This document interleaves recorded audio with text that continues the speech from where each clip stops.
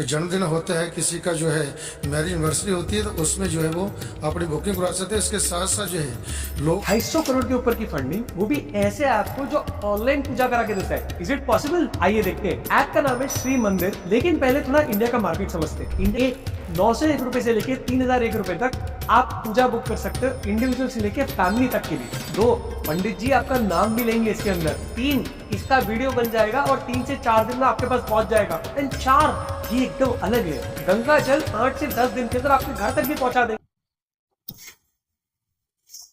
अभी कुछ दिन पहले मेरे एक दोस्त ने मेरे पास एक लिंक शेयर किया जहां से मैं महाकुंभ का जल ऑनलाइन मंगवा सकता था। जब मैंने वो ऐप खोलकर देखा तो उसमें बहुत सारी पूजाएं, बहुत सारे हवन जो मैं ऑनलाइन कर सकता हूं किसी भी बड़ी जगह पर। लेकिन क्या इतनी बड़ी जगहों पर जब हम ऑनलाइन पूजा करते हैं तो क्या उस पूजा का फल हमें लगता है? ये प्रश्न किया है मेरे से मेरे ही एक क्लाइंट ने कि प्रभु हमारे पास कुछ ऐप ऐसे आ गए हैं जिसमें हम ऑनलाइन पैसे देकर भैरवी की, माँ मातंग्या की और पता नहीं कितने देवताओं की पूजा वहां पर हम करवा सकते हैं। लेकिन क्या इन पूजाओं का उतना फल हमें मिलेगा जितना हमें मिलना चाहिए? आज इसके बारे में मैं बहुत ब्रीफली और डीपली आप लोगों को बताने वाला हूं, क्योंकि हमारे लिए ये चीज जानना बहुत जरूरी है। क्योंकि आप अपनी पूजा अगर हवन कहीं पे दे रहे हो तो आपके उस हवन का फल आप तक पहुंच भी रहा है या नहीं पहुंच रहा, ये जानना बहुत ज्यादा जरूरी है। नहीं तो इसमें बहुत सारे पैसे हम लोगों के बर्बाद हो जाते हैं। तो मैं किसी पर्टिकुलर ऐप का नाम नहीं लूंगा, लेकिन कुछ ऐप ऐसे हैं जो आपको एक व्यक्ति का हवन, 4 व्यक्तियों का हवन, फुल फैमिली के हवन के नाम पर आपसे 500, 1000, 2000 रुपया आपसे लेते हैं। और आपका हवन है वो शक्तिपीठ पर होगा, वहां पर आपके गोत्र का नाम बोला जाएगा, आपका नाम बोला जाएगा और कुछ समय के बाद आपको शायद वीडियो और प्रसाद भी कोरियर के थ्रू वो लोग सेंड करते हैं। तो क्या ये चीज हमारे लिए बेनिफिशियल है या नहीं है? अब तक बहुत सारे ऐप ऐसे आ चुके हैं, लेकिन आज तक किसी ने भी इस ऐप का रिव्यू नहीं दिया है। तो क्या सूक्ष्म दृष्टि से एक साधक की नजर में क्या ये हवन उसके लिए बेनिफिशियल हो सकते हैं? आज मैं बात करूंगा केवल इसी बारे में, ठीक है? तो मैं आपको एक चीज बताता हूँ कि सबसे पहले आप हवन की विधि को समझिए। हवन की विधि क्या होती है कि हवन जब हम करते हैं तो हवन में हम देवताओं के मुख में सामग्री का भोग डालते हैं, ठीक है? जो अग्नि है वो देवताओं का मुख है, और जब हम हवन सामग्री को उसके अंदर डालते हैं तो अब हम भोग लगा रहे हैं देवताओं को। हवन करने का सबसे ज्यादा बेनिफिट ये होता है कि हवन करने से जो शक्ति होती है वो तुरंत पैर पर आकर खड़ी हो जाती है, ठीक है? जैसे हम प्रभु से जब प्रार्थना करते हैं तो वो एक टाइम लगता है उस प्रार्थना को पूरा होने में। वो हो सकता है कि उसी समय पूरी हो जाए, या फिर हो सकता है कि कुछ समय के बाद वो प्रार्थना पूरी हो। लेकिन हवन एक ऐसी शक्तिवर्धक विधि है जिसको करने से हम तुरंत पैर पर उस शक्ति को उठा लेते हैं, ठीक है? लेकिन अगर ये हवन जो हम कर रहे हैं इसे अगर हम पूरे मनोभाव से करते हैं इसका तो ही हमें पूरा फल मिलता है। ये चीज देखने में आई है। आप एक एग्जांपल मैं आप लोगों को दे देता हूँ। कितनी शादियां आज के समय में हो रही हैं आप देखिए, बहुत बड़ी बड़ी शादियां हो रही है। 50 लाख, 1 करोड़, 2-2 करोड़ लोग शादियों पे लगा रहे हैं, लेकिन उसके बाद भी उनकी शादियां सक्सेसफुल नहीं हो पा रही। उन दोनों कपल्स की केमिस्ट्री मैच नहीं हो पा रही और बहुत ही जल्द उन दोनों में तनाव आ जा रहा है या फिर शादियां टूट जा रही है। मैं शादियों के बारे में इसलिए कह रहा हूं क्योंकि शादियों पर मेरे ख्याल से पूरे जीवन का सबसे बड़ा हवन एक आदमी शादियों पर ही अटेंड करता है, क्योंकि वो 2 घंटे के आसपास उसके फेरे होते हैं और वो 2 घंटे का एक हवन होता है। अब वहां पर भी त्रुटियां आ जाती हैं जिसकी वजह से शादी खंडित हो जाती है, ठीक है? कुछ लोग अपने घरों पर क्या करते हैं कि पंडितों को बुलाते हैं और अपना हवन करवाते हैं, प्रॉपर करवाते हैं। मैं खुद ऐसे जगह पर जाकर कुछ लोगों के घर में जाकर हवन करके आता हूं, लेकिन ये चीजें इफेक्टिव तब नहीं होती जब हवन करने वाले पंडित या फिर व्यक्ति के मन के भाव उसकी चीज के अकॉर्डिंग ना हो। आप लोग कितने भी ऑनलाइन हवन बुकिंग कर लीजिए, कहीं पे भी किसी भी बड़े से बड़े धाम में आप अपना हवन बुकिंग कर लीजिए, पैसे दे दीजिए, लेकिन वो चीज तब तक आपके लिए इफेक्टिव नहीं होगी जब तक कि आप अपने मनोभाव से उस हवन के लिए ना बैठे हो। और सबसे बड़ी बात, जो अपने हाथ से भोग दे रहा अग्नि के अंदर उसके मन में आपके प्रति सही भाव ना हो तो आपको वो हवन का फल नहीं लगेगा। मैं क्लियरली बोलता हूं, ये जितने भी ऐप पर ये जो हवन करवा रहे हैं ऑनलाइन पैसे लेकर, इनका फल आपको नहीं लगेगा अगर करने वाले पंडित के मन में आपकी चीजों को ठीक करने का भाव नहीं है।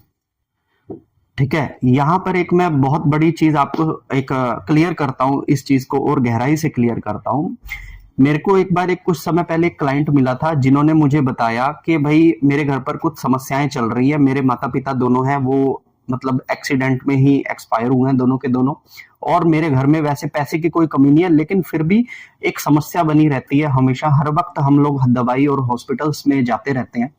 जब मैं उनके घर चेकिंग करने गया तो मैंने देखा कि उनके घर में ना तो कोई भूत बाधा थी, ना ही कोई प्रेत बाधा थी, ना ही किसी तरह का पितृ दोष था, लेकिन फिर भी मैं जब अपनी सूक्ष्म दृष्टि से उनके घर की तरफ देखता था तो मुझे एक ब्लैकिश घूमती हुई हमेशा नजर आती थी। मैंने कहा कि मैं आप लोगों का मंदिर चेक करता हूँ। जब मैंने उनके मंदिर में चेक किया तो लिटरली वहां पर मुझे किसी भी देवता की कोई तरंग नहीं दिखाई दी। फिर क्या हुआ कि थोड़ी देर में उन्होंने मुझे अपने ही बातों बातों में बताया कि हम लोग हर एक मतलब वीक में एक डेज पे एक हवन करवाते हैं। हमारे पर्टिकुलर एक पंडित जी हैं, वो हमारे घर आते हैं, हवन करवाते हैं और हवन की अच्छी खासी मोटी फीस लेते हैं। हम लोग उनको भोजन करवाते हैं, सारी चीजें करते हैं और फिर वो चले जाते हैं।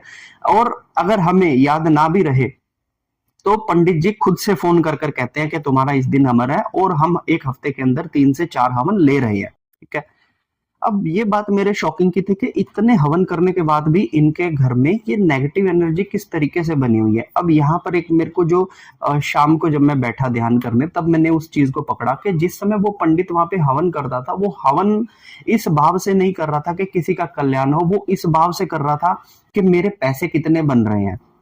ठीक है, जब उसके मन में ये भाव आ रहा है कि मैं जो भी मंत्र पढ़ के भोग दे रहा हूं, वो ये सोच के दे रहा है कि मेरे पैसे कितने बन रहे हैं इस हवन से, तो वो हवन उसको लग ही नहीं रहा, उस हवन से कोई शक्ति उत्पन्न ही नहीं हो रही।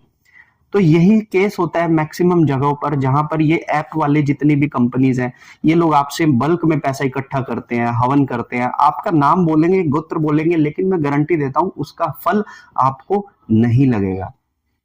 तो कोशिश कीजिए, अगर आप हवन करना चाहते हैं ना, तो आप खुद से जाकर हवन कीजिए, ताकि आप वहां पर प्रेजेंट हो, आपके मन के भाव वहां पर खड़े हों, तो ईश्वर फिर भी आपके भावों को देखकर वहां पर आ जाएगा। लेकिन अगर आप अपने घर पर बैठे हैं, अपने काम में बिजी हैं, आप अपने शेड्यूल्स जॉब में नौकरी में बिजी हैं, और आप सोच रहे हैं कि मैं पैसे देकर वहां हवन करवाकर फायदा ले लूं, तो आपको 10% भी फायदा उस हवन का नहीं मिलेगा। और अगर पंडित के मन में सिर्फ पैसों की बात उसके मन में है ना, तो मैं कहता हूं कि बड़े से बड़ा मंदिर हो, उसका 1 रुपए का फल भी आपको नहीं मिलने वाला। तो मेक श्योर कि आप लोग हवन करवाएं तो खुद प्रेजेंट होकर हवन करवाएं, तब आपके मन के भावों को देखकर ईश्वर आपको फल दे देंगे। लेकिन अगर आपने किसी को पैसे दे दिए, भाई तू मेरे नाम का हवन कर दे, तो वो फल आपको कभी नहीं लगेगा, क्योंकि पंडितों के पास बहुत सारी दक्षिणाएं आती हैं और उनका आजकल अधिकांश दिमाग सिर्फ फाइनेंस मेंटेन करने पर होता है। हो सकता है कि मेरी बात शायद किसी एक पर्टिकुलर व्यक्ति को बुरी लग जाए, लेकिन हाँ ये सच्चाई है। और मैंने इन तरंगों को देखा है, जो लोग हमेशा हवन करवा रहे हैं, फिर भी उनके घर कोई इस तरह की कोई खुशी नहीं है, फिर भी उनके घर सत्यानाश है।